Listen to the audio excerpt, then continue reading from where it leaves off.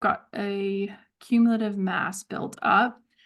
For folks that are just joining, I was just recapping that we did quote unquote technically host the call last Friday, but we didn't anticipate people would join, so no one did. So we have a plethora of topics that, even though this is the profiling call today, that kind of blend governance and profiling together. So we thought it would be good to at least start working through some of the items that we've been either hearing about over the last couple of months, or we knew that they were in place before starting our review of the CA core from a community perspective, and some of the new things that have popped up in the last month or two. So I've got the agenda pulled up. As a just housekeeping reminder, I do the recordings, they get uploaded to our YouTube channel. I'll put that in the link or in the chat. And a huge, huge, huge thank you. I know that we have all spent quite a lot of time together over the last 3, almost 4 months, doing a community review of the CA Core V0.1 draft ballot. It was an enormous effort, I think, on behalf of this community to come together, review the content, and start to draft up kind of those questions, comments, asks for change that were able to result in those changes being dispositioned and available in our V0.1 official package. Now, it's a package for the purposes of, showing separation between the various releases, but you can go out to the Info Central forum post if you're interested more about interacting with that content. So huge, huge, huge thanks to everyone involved. I know this process is still very new to many. And part of what I thought we might chat through today is from the baseline perspective, we've thought about kind of balloting as well for quite a long time, and have had started to have those discussions on the governance side of things. So one of the topics I had kind of put forward for us just to think through is like, are there lessons learned that we could apply from how this process went from as a community that was reviewing CA Core going through this process that we could apply to our own future ballot?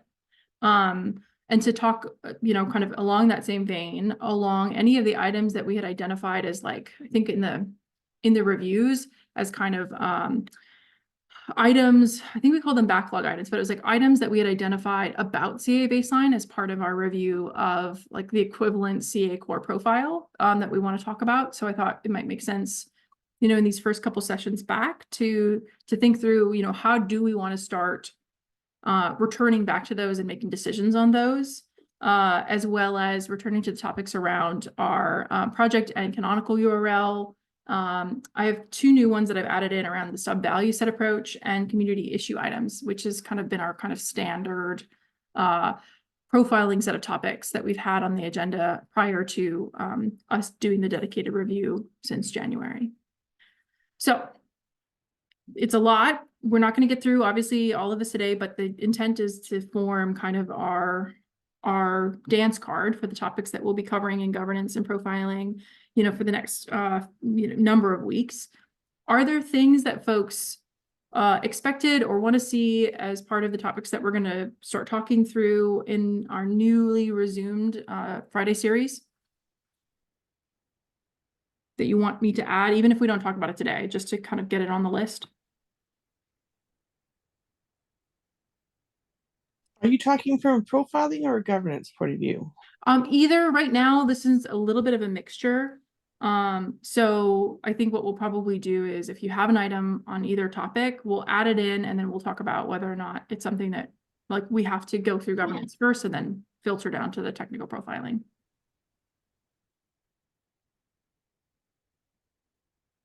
I heard another voice in there, so.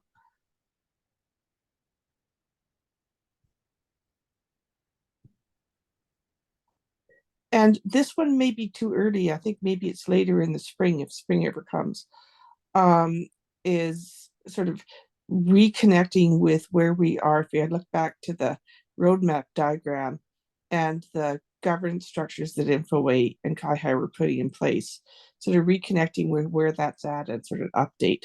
And like I say, it might be slightly too early right now, but as we look through the next 3 or 4 months, we might want to put that in someplace. Okay. I will add that in, yeah, because not just in terms of the, like, where do we sit, having gone through, one of the milestones of this, but also, we do put forward kind of questions and have had that line of communication back and forth. So I will definitely add it. I see, Rita, you've got your hand up as well. Yeah, I was wondering, I mean, I don't know if this is the right place, but are we ready to talk about how to do French translations, since that's a pan-Canadian issue of how to handle French translations in the value sets or in general? How do you do it? Yep, I can add that on there. I think if we do talk about it, we'll probably want to maybe talk about it with examples from the baseline. Because I know it's probably also a larger topic that just in general, HL7 Canada community is probably interested in, but I think it provides us a nice little backbone and exercise to talk through it with. Yeah, and we might Sorry. want to have the terminology work group involved in that discussion. Yeah, you've been to some sessions where there has been some advice being given as to how we should possibly go about doing these French translations? Sheridan? Oh, we've been exploring, there's a mechanism that HL7 has been putting out for language packs. So we've been kind of Joni and I, who are interested in this space, have been trying to see, like, okay, how does this work? Like, what are the FHIR artifacts that get created? We're still very much in the kind of playing around with it phase, but our hope is to have things kind of further validated so that we could bring it to the community. Because we've been sort of looking at designations, like putting the French into designations in the value sets, but how they then get used, we're not too sure about in the FHIR IG. And yeah, in production, I think is Right. the piece. Yeah, so I think it's a pretty good, like, both my guess is this is probably more of a technical conversation, is to say, like, hey, what's being put out there? What are the recommendations from HL7? What are we seeing? How might we use this? But does it make sense, like, for that to be on one of more of our profiling centric calls? Well, only because it affects how you do the value sets, right? And the bindings, and where you put this information, where you're going to find this information.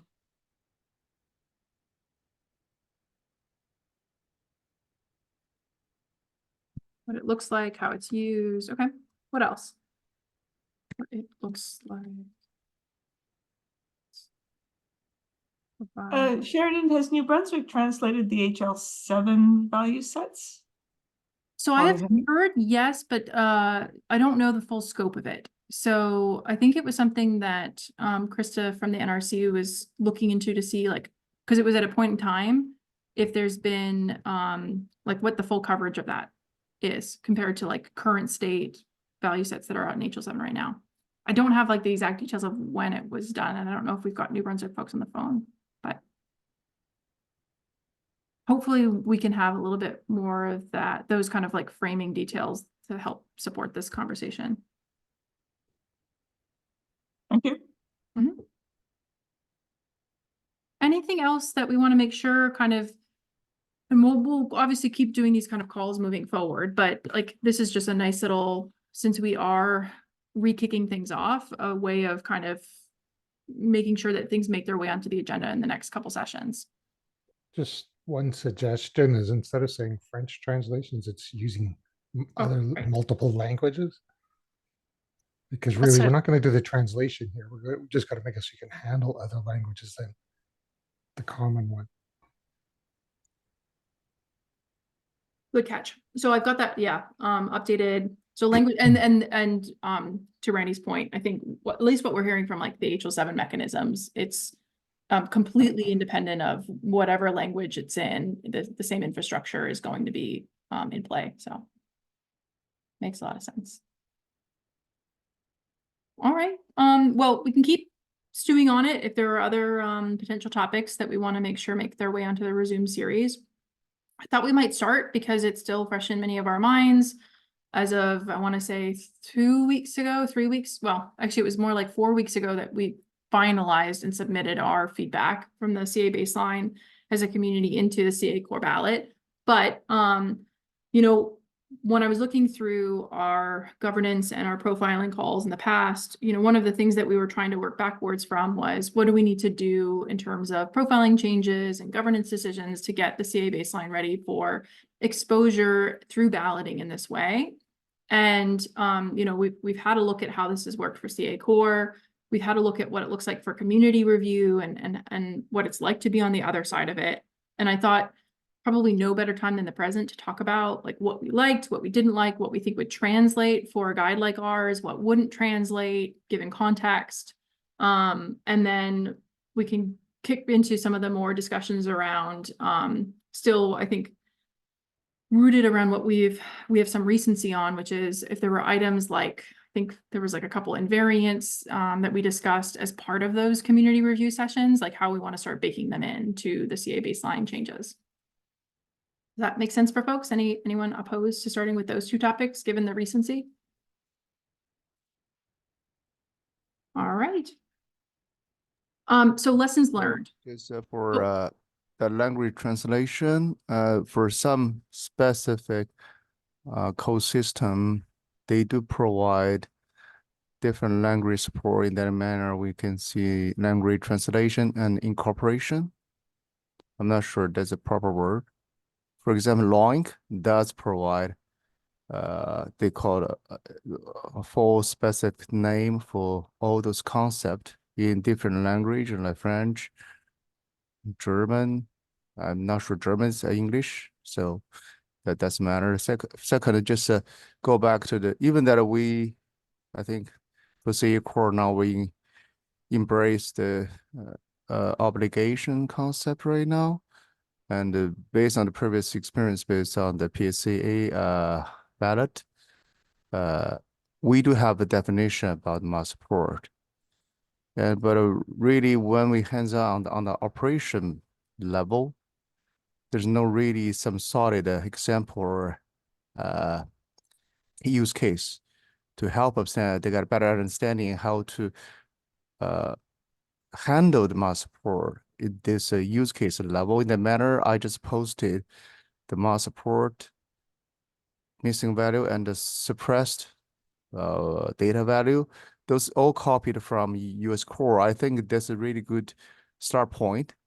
And because the US Core has been adopted by the Australia profile already, in that manner, we could utilize a start point to see if any, how to see the best practice about to support mass support, this concept can be incorporated inside CA Core to, how to say, to cooperate or to handle those kind of backward compatibility issues with other, specific or use case per se in that matter. So so basically, we started looking at obligations, I think theoretically, in terms of like, do we like them? What do they operate like? How does it translate to our current mass support from a academic perspective in the baseline as we got more exposed to it? In terms of like kind of capturing how you'd like to see it as an agenda item, is it kind of like returning to this conversation, but maybe more thinking about like actively what do we want to do moving forward beyond just like understanding the mechanisms and looking to what's changed in the environment since we looked at this last with other bases and cores around these more structural obligations or structural expectations? It's a structure expectation, but also need to be more, could be operationable for the mass support concept. We only give generally speaking, we only provide some definition about the mass support regarding how to apply the mass support in each use case application, as the FHIR standard guide R4 specified up to each use case project to decide. However, that will bring quite lots of concerns, issues there. In that manner, from CA Core perspective, I mean, may we think to provide some operational guideline as a best practice to handle mass support concept for any possible use case project that could incorporate or adopt CA Core or maybe other, FHIR implementation in Canada could also borrow this opportunity to rethink about mass support concept and especially target the operational level. Thank you. So I definitely think that we can drill more into so I've summarized it just as kind of my guidance right now. I think when we get to this topic, we could certainly start by saying, like, what are the things that we want to evaluate and how do we operationalize this? But at least for now, I think just I'm putting guidance as a summarizing term. Lorraine, I saw you had your hand up. Yeah, I was just going to respond to Thomas's comment. It brings up to my mind one of the things we should think about as a community is, and as we talk about our scope, is what is our scope relative to the CA core scope? Because if we're talking about updates to CA core and things, I don't think that's actually in the scope of this group, but maybe it is. I don't know. So re-clarifying those relationships is probably useful. I'm going to put it as an agenda item. Then we'll have documentation too. So, and I like that you had clarified, like, not just as like because we've spent a lot of time talking about like the artifacts, right? Like, what does the CA baseline do in terms of how is it going to be used? Is it going to be imposed with the core? But I think to Lorraine's point, talking about it as a group, specifically getting out of this kind of more recent engagement around being a community that was reviewing the core. Okay, I will add it on. Okay. Last call before we start on our first topic. Anything else that people want to see future topics? All right. Okay. So putting our baseline hats on, if our goal is to move forward and have the baseline artifacts exposed and kind of increased in their maturity level through this exposure, through essentially a ballot that we've been kind of working towards for over a year now. You know, part of that process beyond just getting our technical artifacts ready also means kind of having some opinions as a community, but how we would want things to run.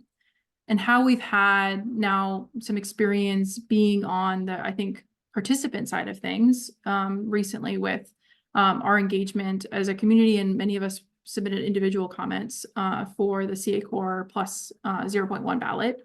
Let's talk about what we think we liked that would scale to, like, particularly a community developed specification, what we didn't like, what we think would be more challenging.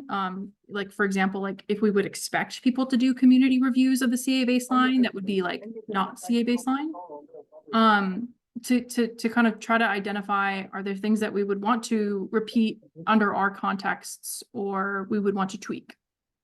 So like in terms of the review that we've just completed of the CA core, and as a community kind of taking time each week to walk through the profiles, we typically took between 2 and 3 sessions for each profile. Now, it was our first time kind of going through this exercise, but it was a really small subset to work through. The baseline in comparison has, let me actually pull up, but I want to say it's probably close to 20, it might be like 19 profiles. And so when we think about like asking folks to similarly review and provide feedback and, you know, highlight areas they want to see changed in the baseline through this kind of balloting mechanism, does anything have to change about the way that we would put things out? Like, would we, like, does the sizing of the amount of profiles that we're looking at impact the way that we would want folks to like tackle this, either in groups or all at once, or is it relevant at all? So I think it's, let me just do my count real quick. So technically it says that we have 31, but I think there might be some, maybe there's a duplicate in here somewhere. Oh no, so there's some data type profiles in here, which would be smaller. What do folks think?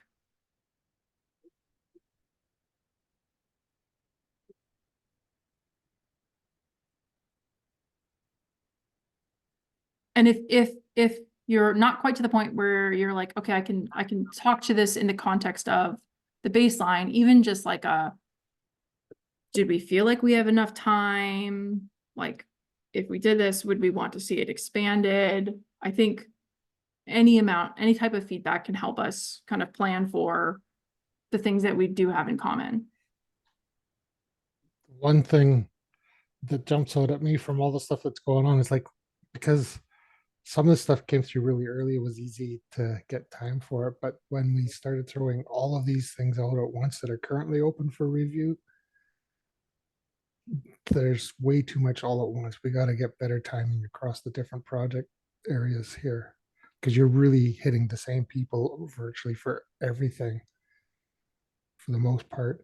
And sitting there suddenly saying you got 4 different balloting packages to review plus whatever's coming up from HL7 plus anything else, people suddenly don't have enough time to breathe. Well, yeah, and also sort of considering the workload of the international ballot in context of what we're trying to do here. Because for instance, the international ballot, I think, opens on Friday, does it? Something like that, very soon anyway, for the May cycle. And we've got, e-referral going and others going right now. Like as you say, Randy, there's several different feedback cycles going all at the same time.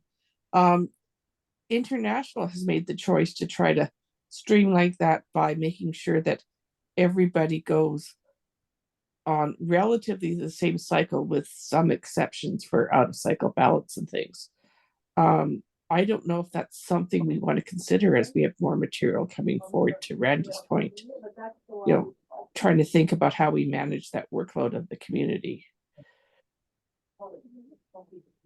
So Lorraine, will you repeat that? So it's everybody's using the same cycle.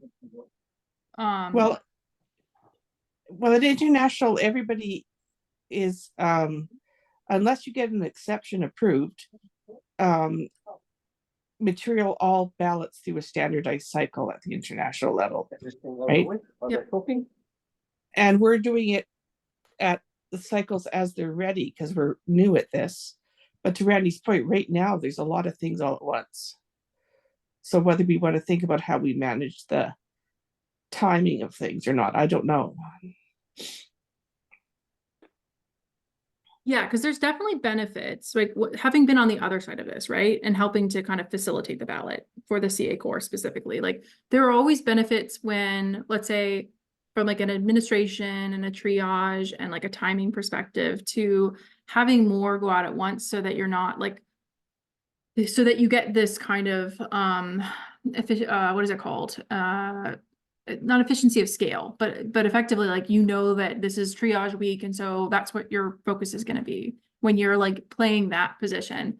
But I mean, on the other side, in the same fashion of providing feedback for many of our Canadian specs, we're also looking at doing the same for a lot of the international specs as well. So I don't know like what the right answer to this one is, but I know that if we aren't thoughtful about it, when we go to try to do this with the baseline, that it will be one more item into that to have to kind of try to figure out what's going to be the approach that would generate the most feedback for the baseline. Yeah, and ballot fatigue is a real issue, both particularly at the international level. And I mean, right now we're talking about, we've already announced another ballot of CA Corps, as we're finishing the previous ballot. And whether we're going to actually formally publish the previous ballot, I don't know what we want to do about that, but we're getting to the point where we need to think about those sorts of cycles and the interrelationships between the different things we're doing. Because of course, I'm sure the e-referral, e-consult ballot will bring things to come back to that we might want to reflect in core or the baseline, for example. So the fact that those things are all swirling around on very similar but slightly different timescales may provide some communication challenges. Randy, does that sort of capture the nuance of what you were trying to say, or?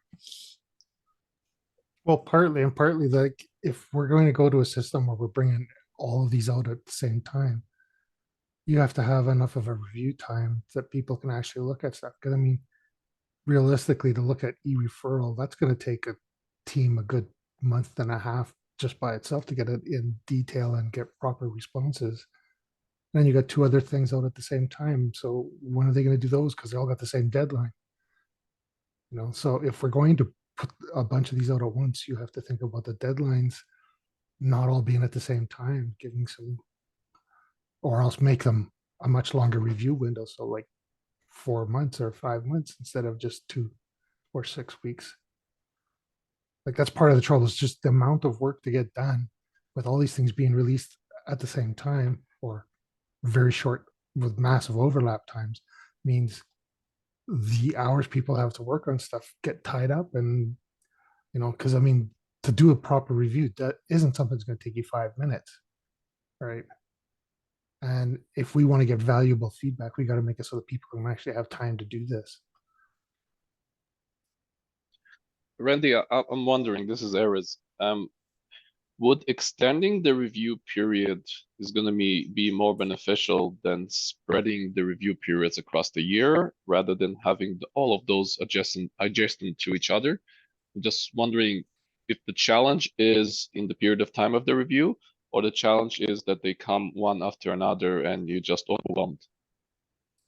Well, I would say the challenge is because of the amount of effort required to do a reasonable review is consuming a huge amount of time. And basically everybody who's we're asking to review has a job they're doing full time too, right? So if we're going to throw on an extra, 30 hours or 40 hours a week of review stuff that you want everybody to do, in addition to your job time, a lot of people are not going to spend the time doing the review because the job's what pays the bills, right? And so what that hurts us is that people just won't send you feedback because they just don't have time to get meaningful feedback. So we have to find a way to solve that so that people can get it without having to sacrifice their life to do it. I see what Randy's talking about. If you only have 8 hours in a day to do your actual work, and now all these other things are being sent at the exact same time, which of those do you pick and choose to do your review for during that 2-month time that you have to review it, for example?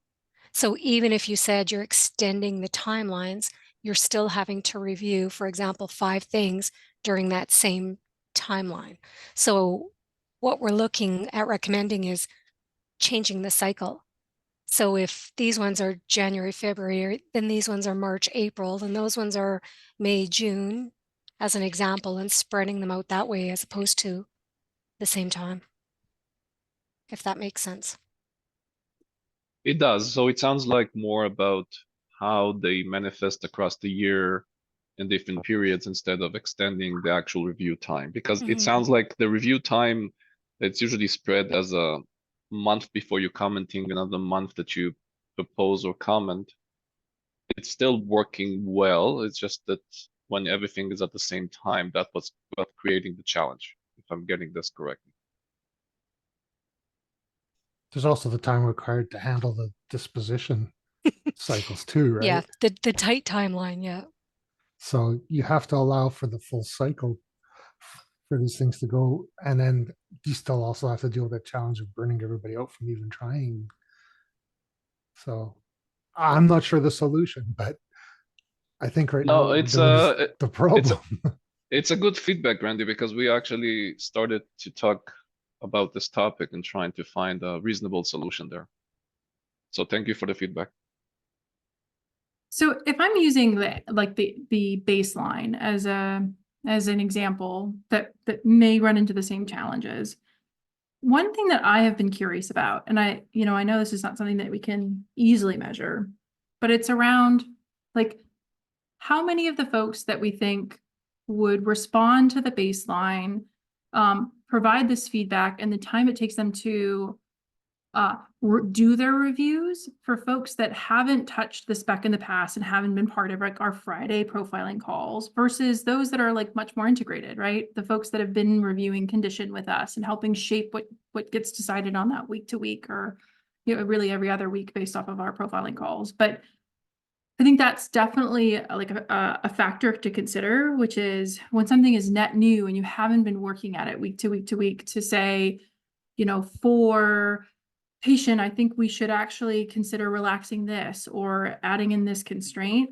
It adds to the amount of time that it like the uptake to start those reviews. And I feel that very frequently, like when I'm taking a look at something in HL7 International, and I haven't looked at it in the past.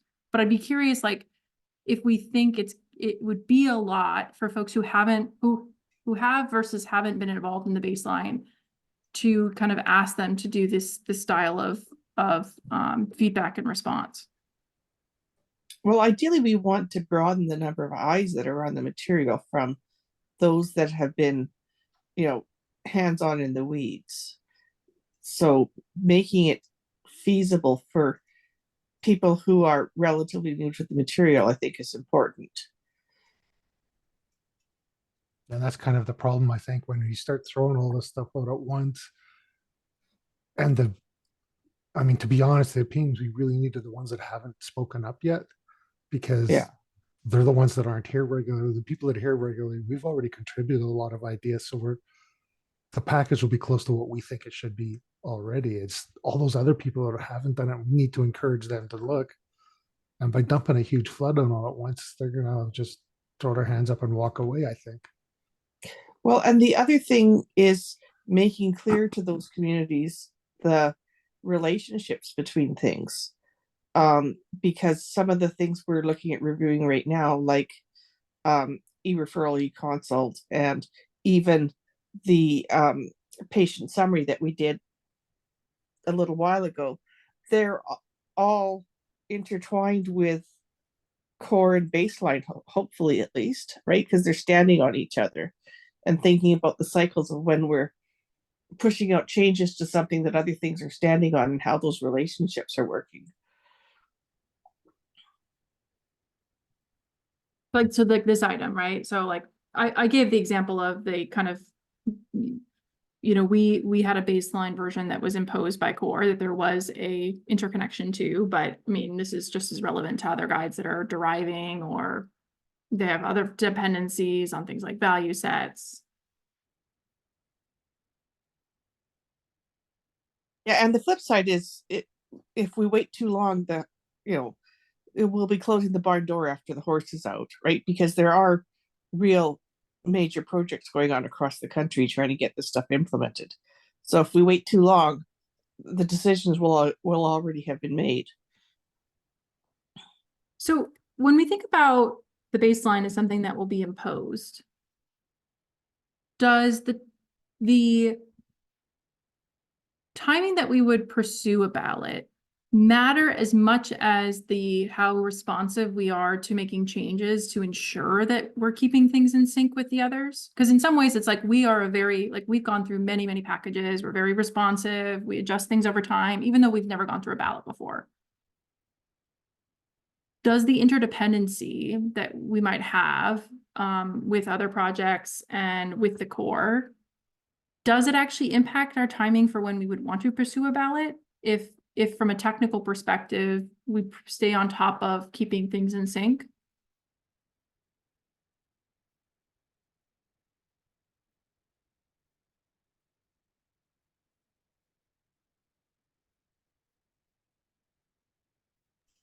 I'm thinking that when you look at this baseline versus core versus patient summary as the example, we really want the baseline stuff resolved, or even the data, wherever the data model is thing that's come up from CAI. You want that resolved first, because these are the building blocks that everything else is based on. Highest So, to lowest.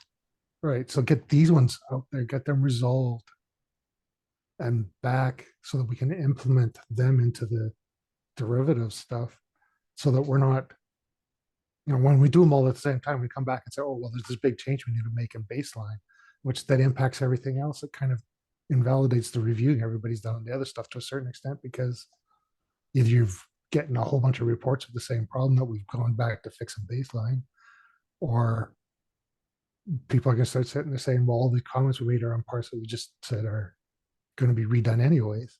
So it starts discouraging people from making comments too, if you don't somehow arrange them sequentially a bit so that that hierarchy gets through too. So I think we're insulated against the worst of that, given like that the types of changes that we're applying in baseline, like at this point, tend to be less radical because we don't have the same scope of constraints in the baseline, just given the nature of what it is. That being said, I think, Randy, your point still stands. I think my question is still, if this is accomplished with packaging, it basically like, does this change how we approach balloting at all? Like, does it have to be considered in how we would approach the baseline balloting if we can stay up to date and ensure that we have a technical artifact that is up in front and does get updated over time? Well, I guess that somewhat comes down to what we see as the role of the packaging, and I think they are interrelated. Because there's producing a package that has met, done technical corrections and met the needs of some of the communities that are trying to incorporate the baseline into their specifications. And then there's the line in the sand about this is what's in version X that then can be built on by particularly our other national standards. And so there's a bit of a tightrope we have to walk in terms of how we're managing package releases and how we're managing specific published versions. And I don't think it's a lot different than what we see in the international FHIR core, where on the release 5 cycle, for instance, had a bunch of packages published, because you have a package that's published for the Connectathon, you have a package that's public for ballot, you have other packages that are published, but then there's the as you go through the cycle, but then there's the stake in the sand that says this is release 5 or this is release 4 or release 6 as we're going to. So they're one's on a smaller time frame and needs to be more responsive, but our versioning needs to be coordinated with those bigger published releases. And we see the same thing if we look at US core, for instance, trying to keep up with which version of the international core that it's standing on, as an example, and sort of walking that line about how and when you have to incorporate updates, particularly updates that might introduce breaking change. I don't think I said anything about, I don't think any of that tells us what we should do. I think it tells us, the kinds of considerations we need to think about as we're making these decisions. Yeah, because I do think, like, to your point, this kind of like, when we're using packaging and we're using that in addition to saying this is a formal release and that means this, that means, for example, at this point in time, when the number is this, then it will get updated is the newest thing to impose in the core. That is more likely to influence this decision around like when would be time a ballot for CA baseline than simply like, we had to get that technical correction in, or it's a patch, or, it's a minor improvement that's non-breaking.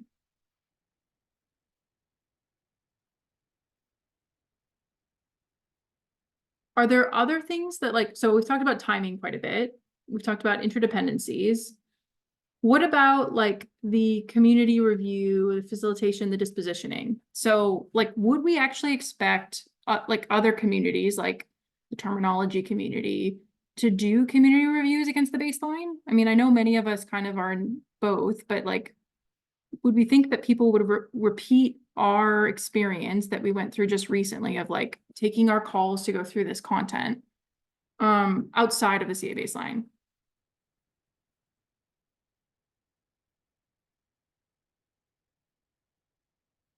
And if we didn't expect that, would it change how we would want to convey our information? So one of the things that that in thinking about this intent of getting exposure to folks who haven't interacted with in the baseline in the past, we may want to consider is like, if there isn't going to be a call that walks through, this is the content, and here's how we made decisions, and here is some of the answers, how we can try to get ahead of the questions that people might have when they're exposed to the baseline content for the first time.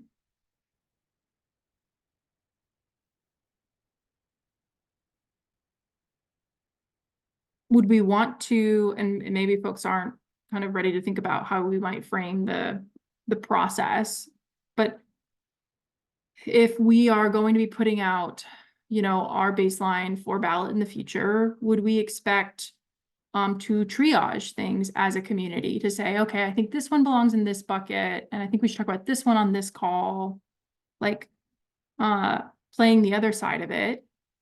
Is that something, now having seen what it looks like, that we could see playing out at a communal level for responsibilities?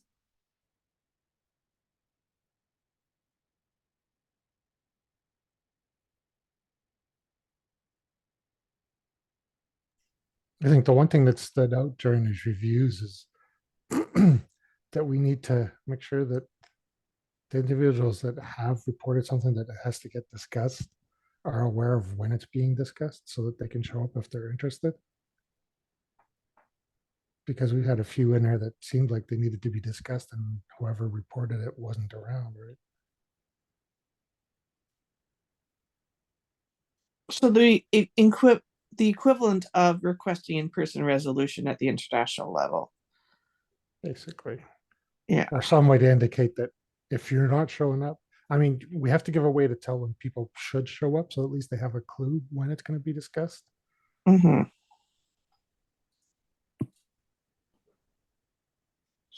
And we've done that informally when we've discussed issues that people have logged in Simplifier against material.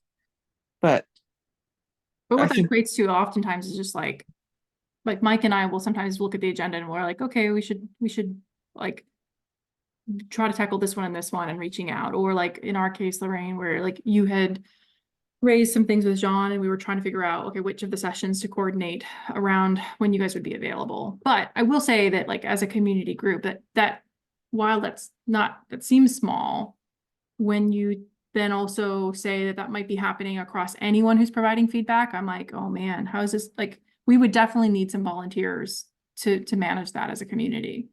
Well, that's where it comes back to, if you post a schedule, we're going to discuss these items this day. It's not so much a responsibility to contact them, other than as the category saying where you want to discuss in person, but just so that people know in advance, we're going to talk about these 5 items or whatever on this day, and make sure that list is known, and then they have a chance. And then if people show up, we discuss. If not, they don't show up and we go without them. Yeah, and they've had a chance. It's almost like what we've been doing with block votes, where you publish a list of these are the things we're going to consider on a block vote, and you've got 2 weeks to look at if you're happy with it and request something be pulled for discussion before we come down to voting on the actual block vote, as an example. Right? You know, these 5 or 10 tickets are going to come up for vote in 2 weeks. So you've got a chance to have a look and decide whether you like the dispositions or not. So is that something we would see ourselves like as a group? So I'm just gonna keep expanding this.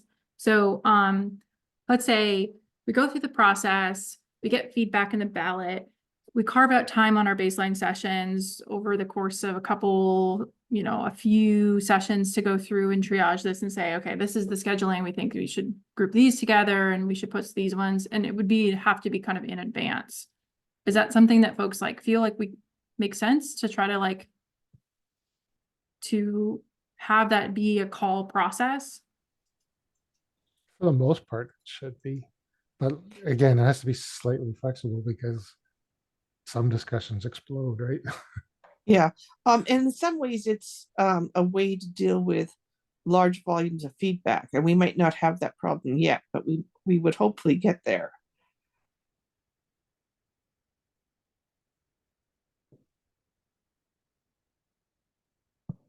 So like having those dedicated, like incorporating the fact that like we would need to dedicate Friday calls to this would make it easier to transition to a state where we have a lot that's coming through and it's more than just like one person can do for an hour just in prep work for the call.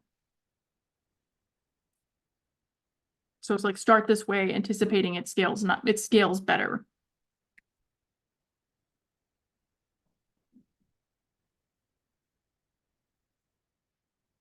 All right, I'm writing it down, but if we start to go through this process and then we have our baseline call, we also need to show up for it too. So that hopefully like won't scare too many folks away. What about like our processes around like the sheets? So would we expect a similar like process where we would say, okay, like regardless of the timeline, we need you folks to be able to try to compile from your organization, send it together in a sheet so that, you know, when we start doing this triage process, it's particularly because, you know, we'll have many hands in the pot, so it will streamline it. Are there things about that we think would be challenging to do as a community, as the community that would be doing the triaging? Well, there's pluses and minuses to the spreadsheet approach, right? It's simpler for groups and organizations to put together their common feedback and send it in. And we find that as HL7 Canada, when we try to put comment feedback and send it into on the international ballots. But it can, particularly as things get larger, get more difficult to manage, which is why international's got processes in around JIRA and have looked at sort of a hybrid approach with both spreadsheets and JIRA as a way to bring them in. Now, I think some of our communities, some of our specs are looking at non-spreadsheet ways of collecting feedback right now. Is that true? If I remember correctly, the e-referral might be considering JIRA. I don't remember. There was a suggestion about a tool for community joined feedback before providing the comment on the spreadsheet. So something like a markup.io. But it hasn't really progressed from that initial discussion. Yeah. Well, and if we go to like pure markup and things, there are parts of our community, particularly the technical parts, who will be comfortable with that. But we also have to make sure we're open to the people, to business content that's less technical. And an example of that problem is, I don't know if you participated in the terminology.hl7.org tickets, but that process is fairly comfortable for anyone who's used to using Git and related version control in terms of writing, you know, creating a ticket, creating a branch, creating a pull request, getting it reviewed, and going through that software development style review. But it's at the international level, it's been daunting for participants who have content knowledge but aren't comfortable with those kind of development-centric life cycles to participate. So there's a challenge of considering who's our user base and who's the stakeholders we're trying to gather feedback from. Do we think we're gonna have, so the stakeholders and the folks that we think will provide feedback for the baseline, like, so knowing that we're trying to target folks who haven't looked at it, do we think that those same challenges will be in play where it's like, you know, many of us have talked through just by the nature of being in a bunch of the kind of HL7 spaces, what that process looks like, but like that some of the folks that would be asking to provide feedback on the baseline would be much more like business oriented? I would hope we'd get business oriented feedback. That would be really awesome. Whether we will or not, certainly things like spreadsheet approaches are more comfortable for people who are in that space than a more technical collection. And it's a trade-off between trying to figure out how you manage the volume, but making it accessible to people. Because it takes, if we're trying to do a technical underpinning and still make it accessible to people who are primarily business subject matter experts, that requires tooling and infrastructure support that we may not have. You know, that international may be capable of doing, but we might not be, right? In terms of making the, for lack of a better term, putting a user interface over the technical requirements that makes it easy for people while still managing the tooling to make it manageable for the people that have to manage those tickets and not lose things, etc. So there's a real trade-off between what our resources are and what makes it easy for people to tell us what they think. Is there anything else just broadly to come out of this process that you think we, as the governance streams start to shape up how we want to do this, that we should be taking into consideration from, like, for the perspective of what worked or didn't work from what we just came out of?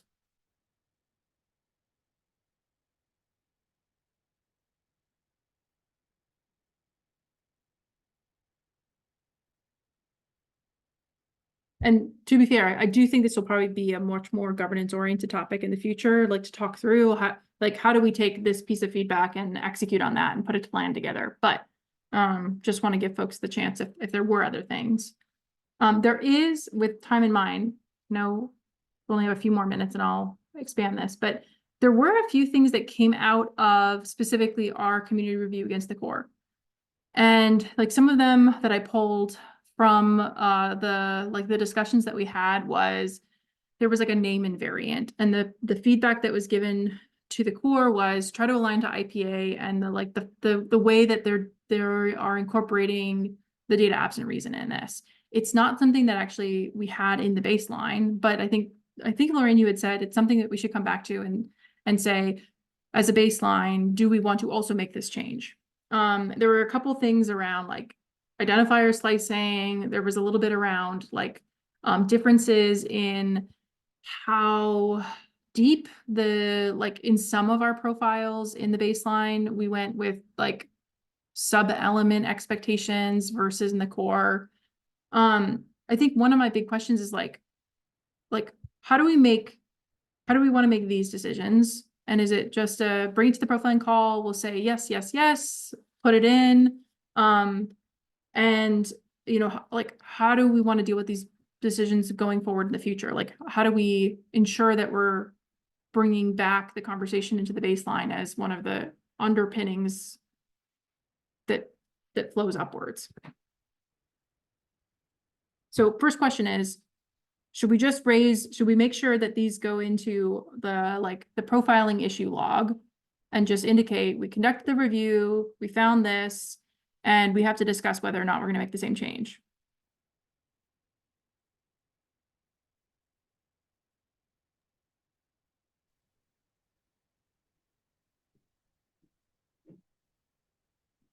I think that's somewhat the minimum. One of the things that we found, for instance, at the international level, when we're producing a spec that's derived, say, off a conceptual model, like creating FHIR profiles off of a domain analysis model, or V2 specifications off a domain analysis model, is that even if you've already validated the conceptual model, and in some ways this is things like feeding back into the data framework, when you come to when the rubber hits the road and you're working on those specifics, you're going to find things that are going to flow up and become requested changes in the artifacts that you're standing on, and to realize that cycle is real and is ongoing, and having a way to manage it.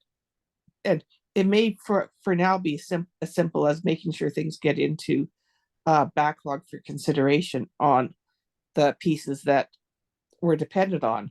But it's, and for instance, as we start looking at more detail at service request in referral, for example, we may find things that will drive changes in the baseline service request profile, as an example, or that need to be fed up into the data framework that FHIR is working on.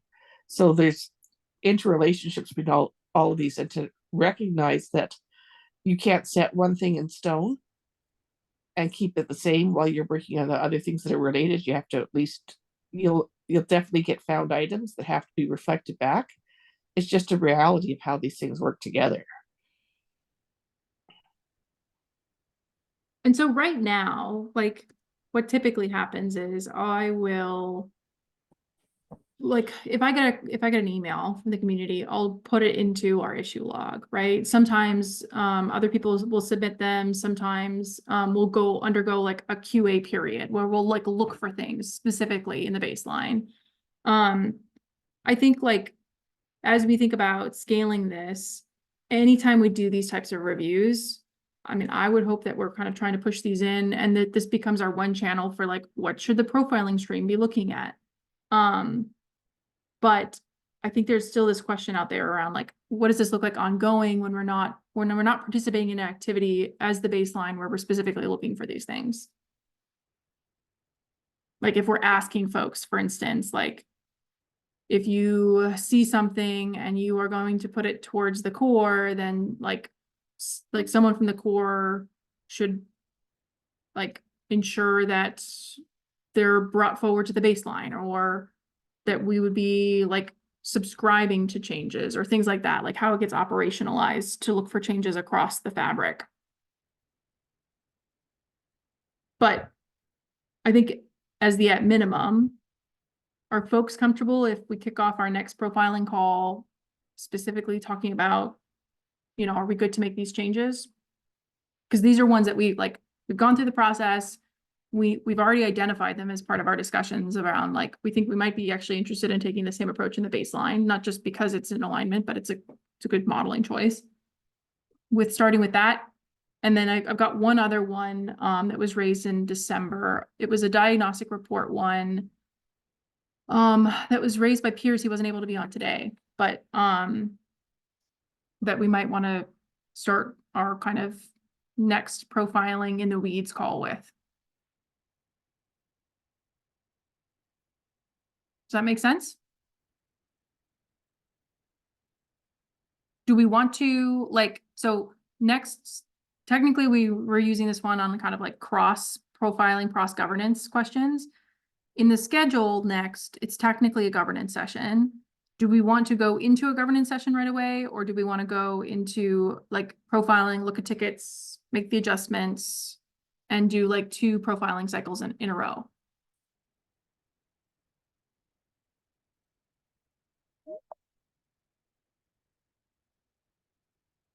No preference?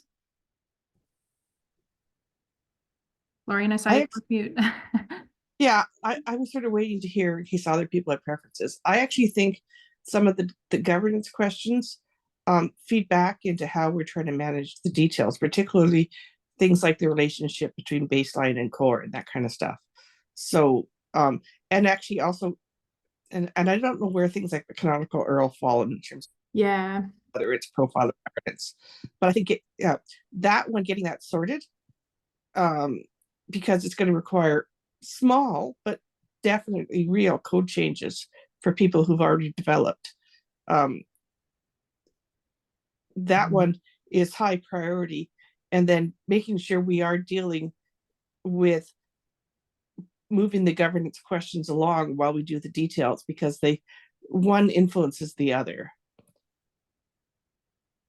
Totally fair. So I'm going to count that as a vote in the camp of keep it as governance next session and start tackling through. I've got a little bit of this discussion, but if you are profiling oriented, because it is around canonical URL, because it is around like impacts to what was actually in the profile, I would encourage you to join the session next Friday as well, even if we do take it from a little bit more of a governance lens, because it impacts how we use these as authors. So yeah, and for things like the canonical URL, there's a governance aspect, and then there's a practical technical profiling aspect.